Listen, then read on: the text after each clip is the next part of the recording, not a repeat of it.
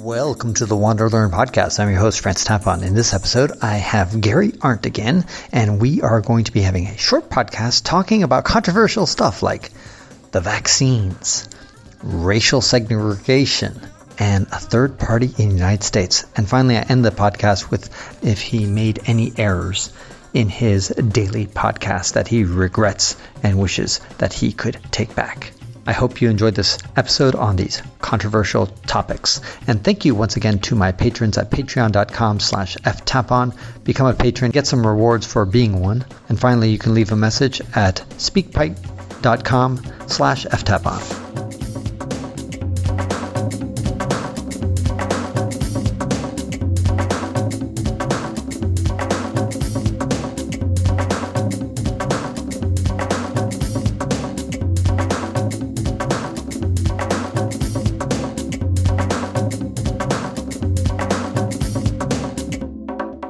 I was arguing with a friend of mine, and she was just saying, COVID is all about fear and fear and fear. I'm like, yeah, you're right. It's all about fear. It's true.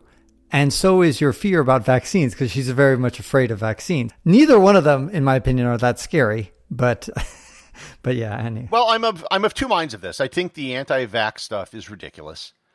At the same time, I do believe that the media does a lot of fear-mongering around it. Of course. And if you look at the ratings for all the major cable news networks, they crashed this year because the two big things that drove people to watch was COVID and Trump. And there's without Trump and without COVID, and that's why this Delta variant they're talking. You'll notice the language has shifted. Right. It's gone from deaths to cases. Right. They also use the word dangerous a lot. They don't say deadly. They say dangerous. Right. So if you look at hospitalizations and deaths, it hasn't moved up all that much. And that's good, right? So, I mean, that's one of the benefits of the vaccine is that even if you get it, it becomes like getting the flu or a cold. It's not a deadly but thing. I think Delta is not even as deadly as for those who are unvaccinated. I think it's not as deadly as the original COVID. No, I think it just spreads faster. And there usually is a trade-off between how communicable it is and how deadly it is. Right. Think of Ebola, right? Ebola is really deadly, but if a virus kills everyone real quick, it can't spread. There's always a desire for everyone to have one narrative or another, and it's usually depending on which side you're on. And I always feel like it's a two-front war because, yeah, I can recognize someone says, yeah, that other side, they're full of shit. I'm like, you're right, they are full of shit. But this is also full of shit on your side. And there's often like they just ignore it or they're unwilling to address it. And it's very frustrating because I really do believe that we have two sides of our political spectrum that are equally crazy right now for very different reasons. On one side, it's conspiracy theories and a cult of personality. And on the other side, it's this hyper woke quasi-religion where people are trying to always kind of outdo each other in showing how virtuous they are by purging and canceling people. And that's just as ridiculous. And I really don't believe returning to racial segregation is a good idea. Right. That's not going to help anything. And if someone had told you 5 or 10 years ago, hey, there's going to be a movement in this country for increased segregation and it's going to come from the left. Right. You wouldn't have, that doesn't even make sense. And yet that's kind of what's happening. And it's nuts. It's so true. I think that if there was a notable group of people, so you're talking about a couple people in Congress from who are Republicans and some who are Democrats, talking like the Joe Manchins, the Liz Cheneys or whatever, if they created a new party that was in the center, there's a lot of people who voted for Trump who held their nose because they just couldn't bring themselves to vote for a Democrat. And there's a lot of people who voted for Hillary and Biden because they could never bring themselves to vote for a Republican. They've been, on one side their whole life and they just can't do that. But they could maybe bring themselves to vote for something new. The Whig new. Party. You did an episode about the Whig Party. Maybe if I don't know if the Whig Party would be a great name for it. And then there was an attempt at a revival of the Whig Party in 2008. Right. You mentioned that. And they won office in Philadelphia. But I think that it could do well, especially if you took people that were currently in office, and you got like 1 or 2 dozen of them. So that way it doesn't look like, the Libertarians or the Greens. They don't look like a fringe party. They're legit with legit people that they could do well. And if you look at the past, it's not uncommon if you go back in history. It wasn't always just Republicans and Democrats. Sometimes you had 3 or 4 people earning electoral votes.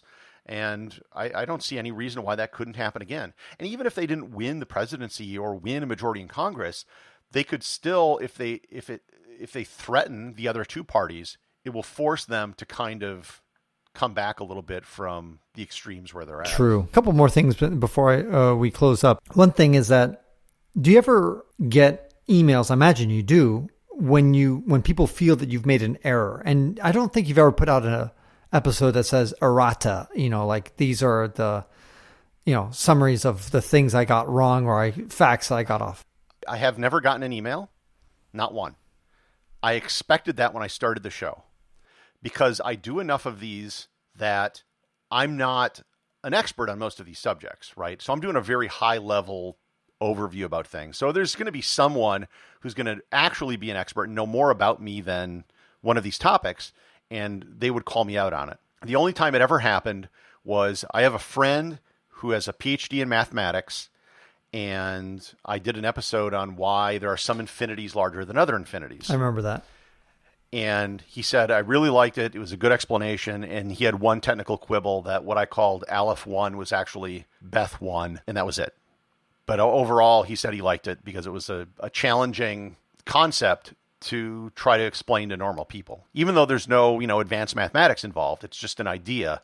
That's really it. And there are a couple things where I accidentally said, I was talking about how Rutherford B. Hayes was really popular in Paraguay, and I accidentally said Portugal. Okay. Okay. So I've had things like that where I just screwed up. Right. Okay. So nothing major. So that's why I haven't seen an errata episode where you list here are the 2-3 things that were wrong. I'd be happy to do it, actually. If nobody's called you out on it, somebody will at some point, then great. You can just accumulate those up, but that's great. I could also see where it's not just a matter of an error, but interpretation. Well, that's totally different. That's totally different. There's one camp that believes X, and there's another camp that believes Y. Yeah, okay, fine. And it could be that in the process of doing research, I didn't know about Y, or whatever. But that's different to me than a factual. Like if you said the World War II ended in 1925, then that's just factually wrong. So something like that, nothing that you got egregiously wrong, which is fabulous. I think that's great. Nobody's called you out on such a factual error. And that concludes this episode of the WanderLearn podcast, where we explore travel, technology, and transformation. If you'd like to see the show notes with links to what we talked about, or if you'd like to comment on the show, or if you'd like to ask me a question, then go to WanderLearn.com and click on this episode. If you'd like to connect with me, just remember Tapon. That's my first initial and my last name. Tapon is the username I use on all social media. You can also get to my website by going to ftapon.com. And here's one last reason to remember Tapon. If you like what I do and would like to get rewarded for supporting my projects, then go to patreon.com/ftapon. That's where you can pick up some remarkable rewards for as little as $2 a month. And now for 5 quick favors. Number 1, subscribe to the WanderLearn podcast. 2, download it. 3, share it. 4, review it somewhere. And 5, sign up for my newsletter at WanderLearn.com. Our theme music was composed by Eric Stratman. This is Francis Tapon, encouraging you to wander and learn.